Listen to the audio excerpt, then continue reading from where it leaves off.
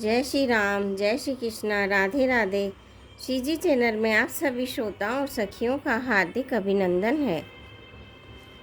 पिछली कथा में हमने जाना था कि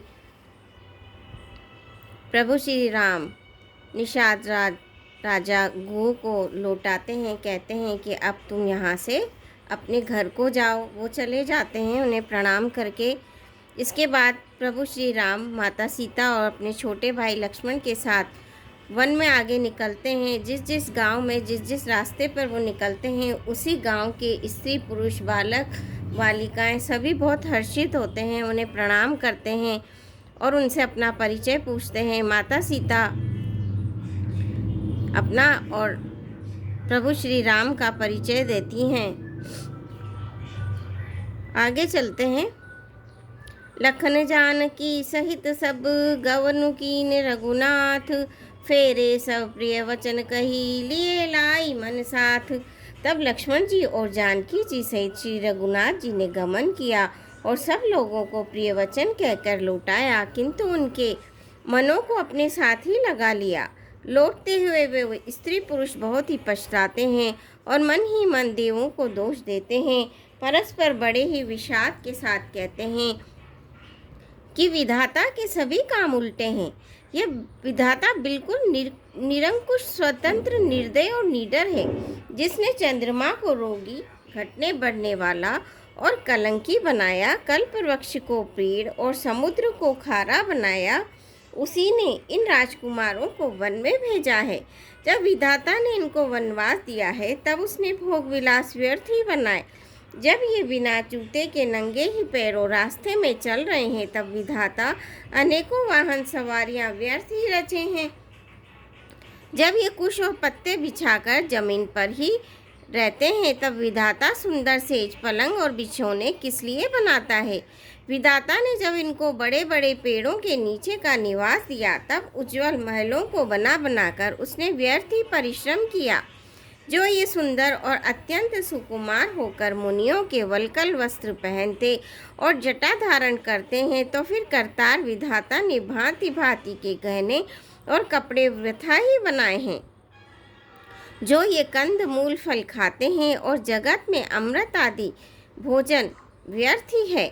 कोई एक कहते हैं ये स्वभाव ही से ही सुंदर है, इनका सौंदर्य माधुर्य नित्य और स्वाभाविक है, ये अपने आप प्रकट हुए हैं, ब्रह्मा के बनाए नहीं हैं।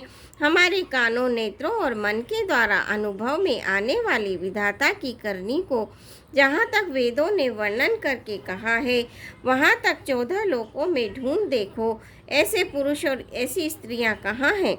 कहीं भी नहीं है। इसी से सिद्ध है कि ये विधाता के 14 लोकों से अलग है और अपनी महिमा से ही आप निर्मित हुए हैं। इन्हें देखकर विधाता का मन अनुरक्त मुग्ध हो गया। तब वह भी इन्हीं की उपमा के योग्य दूसरे स्त्री पुरुष बनाने लगा। उसने बहुत परिश्रम किया परंतु कोई उसकी अटकल में ही नहीं आए, पूरे नहीं उतरे। इसी ईर्ष्या के मारे उसने इनको जंगल में लाकर छिपा दिया है।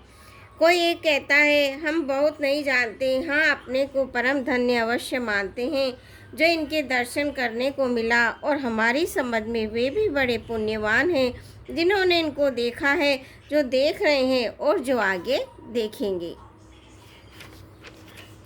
इस प्रकार प्रिय वचन कह कहकर सब नेत्रों में प्रेमाश्रुओं का जल भर लेते हैं और कहते हैं कि ये अत्यंत सुकुमार शरीर वाले दुर्गम कठिन मार्ग में कैसे चलेंगे।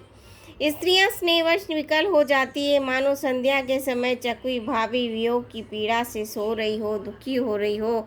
इनके चरण कमलों को कोमल तथा मार्ग को कठोर जानकर वे व्यथित हृदय से उत्तम वाणी कहती है। इनके कोमल और लाल लाल चरणों को छूते ही पृथ्वी वैसे ही सकुचा जाती है जैसे हमारे हृदय सकुचा रहे हैं। जगदीश्वर ने इन्हें वनवासी दिया तो सारे रास्ते को पुष्पमय क्यों नहीं बना दिया। यदि ब्रह्मा से मांगे मिले तो हे सखी, हम तो उनसे मांग कर इन्हें अपनी आँखों में ही रखें। जो स्त्री पुरुष इस अवसर पर नहीं आए वे श्री सीताराम जी को नहीं देख सके। उनके सौंदर्य को सुनकर वे व्याकुल होकर पूछते हैं कि भाई अब तक वे कहाँ तक गए होंगे। और जो समर्थ हैं वे दौड़कर हुए जाकर उनके दर्शन कर लेते हैं और जन्म मरण का परम फल पाकर विशेष आनंदित होकर लौटते हैं। गर्भवती, पशुता आदि अबला स्त्रियां, बच्चे और बूढ़े दर्शन न पाने से हाथ मलते हैं और पछताते हैं। इस प्रकार जहाँ जहाँ श्री रामचंद्र जी जाते हैं वहाँ वहाँ लोग प्रेम के वश में हो जाते हैं। सूर्य कल रूपी कुमुदनी के प्रफुल्लित करने वाले चंद्रमा स्वरूप श्री रामचंद्र जी के दर्शन करके गांव गांव में ऐसा ही आनंद हो रहा है। जो लोग वनवास दिए जाने का कुछ भी समाचार सुन पाते हैं वे राजा रानी दशरथ और कैकेयी को दोष लगाते हैं। कोई एक कहता है राजा बहुत अच्छे हैं जिन्होंने हमें अपने नेत्रों का लाभ दिया। स्त्री पुरुष सभी आपस में सीधी स्नेह भरी सुंदर बातें कह रहे हैं। कहते हैं वे माता पिता धन्य हैं जिन्होंने इन्हें जन्म दिया, वह नगर धन्य है जहाँ से ये आए हैं, वो देश पर्वत वन गांव धन्य है और वही स्थान धन्य है जहाँ जहाँ ये जाते हैं। ब्रह्मा ने उसी को रचकर सुख पाया है जिसके ये श्री रामचंद्र जी सब प्रकार से स्नेही हैं। पथिक रूप श्री राम लक्ष्मण की सुंदर कथा सारे रास्ते और जंगल में छा गई है। रघुकुल रूपी कमल के खिलाने वाले सूर्य श्री रामचंद्र जी इस प्रकार मार्ग के लोगों को सुख देते हुए सीता जी और लक्ष्मण जी सहित वन को देखते हुए चले जा रहे हैं। आगे श्री राम जी हैं, पीछे लक्ष्मण जी सुशोभित हैं, तपस्वियों के वेश बनाए दोनों बड़ी ही शोभा पा रहे हैं। दोनों के बीच में सीता जी कैसी सुशोभित हो रही है जैसे ब्रह्म और जीव के बीच में माया।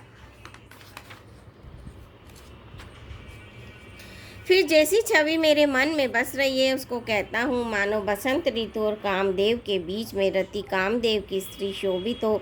फिर अपने हृदय में खोज कर उपमा कहता हूँ कि मानो बुद्ध चंद्रमा के पुत्र और चंद्रमा के बीच में रोहिणी चंद्रमा की स्त्री सो रही हो। प्रभु श्री रामचंद्र जी के जमीन पर अंकित होने वाले दोनों चरण चिन्हों के बीच बीच में पैर रखती हुई सीता जी कहीं भगवान के चरण चिन्हों पर पैर न टिक जाए इस बात से डरती हुई मार्ग में चल रही हैं। और लक्ष्मण जी मर्यादा की रक्षा के लिए सीता जी और श्री रामचंद्र जी के दोनों के चरण चिन्हों को बचाते हुए उन्हें दाहिनी रखकर रास्ता चल रहे हैं। श्री राम जी, लक्ष्मण जी और सीता जी की सुंदर प्रीति वाणी का विषय नहीं है, अर्थात अनिवर्चनीय है, अतः वह कैसे कही जा नहीं सकती। पक्षी और पशु भी उस छवि को देखकर प्रेमानंद में मग्न हो जाते हैं। पथिक